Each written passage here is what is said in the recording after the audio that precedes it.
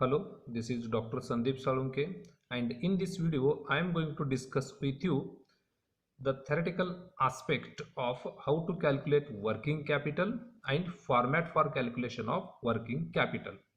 Now, in my last video, I have discussed the theoretical aspect of working capital, and in that presentation, I have also discussed with you there are two approaches for estimation of working capital: total approach and cash cost approach. So what is total approach? According to total approach, while calculating or estimating working capital required, depreciation and while estimating debtors profit margin are considered.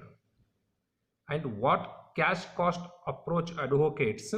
While estimating working capital required, depreciation and while estimating debtors profit margin are not considered. So in brief, according to total approach, depreciation and profit margin are considered, and according to cash cost approach, depreciation and profit margin are excluded. Now, methods of estimating working capital. There are 5 methods are there for estimation of working capital, but for your syllabus only one method is there. So that method is estimation of components of working capital method, or estimation of current assets and current liabilities method. So according to net working capital concept, current working capital is nothing but it is the difference between current assets and current liabilities, or an excess of current assets over current liabilities. So according to this method, a format is there for calculation of working capital or for estimation of working capital. The format is very simple one. First we have to list out current assets given in the problem. Then we have to list out current liabilities given in the problem, and we have to deduct these current liabilities from current assets. Then we will get working capital. And if in the problem they have mentioned add some percentage for contingencies, so we have to add some percentages for contingencies. Then finally we will get net working capital required. So I will repeat one more time. We have to list out current assets and we have to list out current liabilities, and just we have to deduct this current liabilities total from current assets. Then we will get net working capital required. Now let's have a discussion or an explanation of each components. So first, write over here current assets. Whatever current assets given in the problem, we have to note down here. So generally these current assets are given. So first one is raw materials.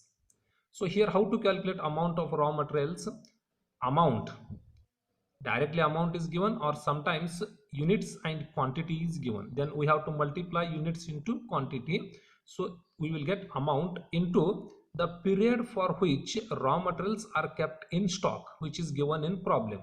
So we have to multiply it over here. So we will get raw materials amount.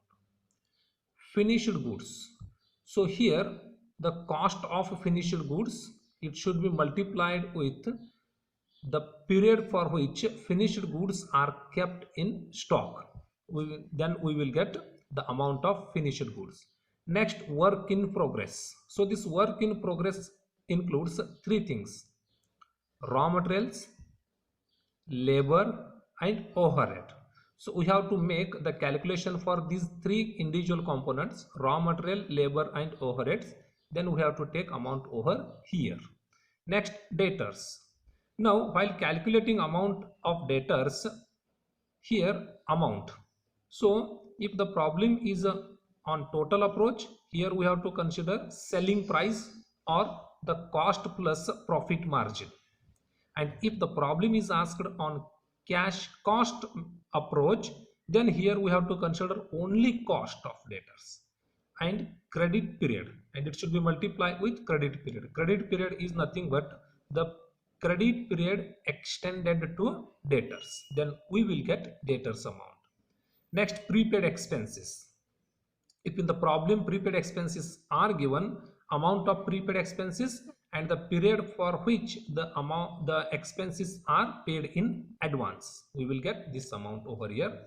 Advance paid, amount of advance paid and the period, we will get amount over here. Next, in the problem, if they have mentioned company wants to desires to maintain some amount of cash balance with it, then the calculation is not required over here. Just we have to take directly amount here. Now here we have to make the total of these all current assets. This is called as total one and this is transferred to outer column. Next, we have to make estimations for current liabilities. Generally, in the problem, these current liabilities are given. The first one is creditors, the amount of creditors into period, the credit period allowed by suppliers. These creditors are also called as suppliers. Amount and period, we will get amount of creditors.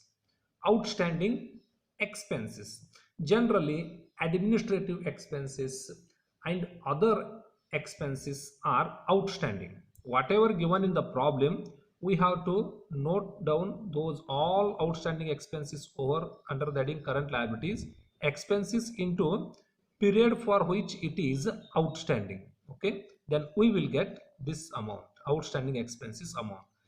Now we have to make total over here. This is called as total 2 and we have to transfer this total to outer column. Next, working capital, 1 minus 2, total of current assets minus total of current liabilities, we will get working capital. Now sometimes in the problem they have mentioned add 10% or 15% for contingencies. Whatever working capital is ascertained over here, the 10% or 15%, whatever percentage is mentioned in the problem, it is calculated here and this amount is recorded over here. And then we have to add these two amounts, then we will get net working capital required. Now in summary, the estimation of working capital is very simple. Just in the problem, whatever current assets are given, these are recorded over here with its lag in period or outstanding period, and whatever current liabilities given in the problem, those are recorded over here. Just we have to deduct current liabilities from current assets, we will get working capital. If in the problem margin for safety or add for contingencies is given, that should be calculated from, that percentage should be calculated from this amount and it should be added to working capital, then finally we will get net working capital required.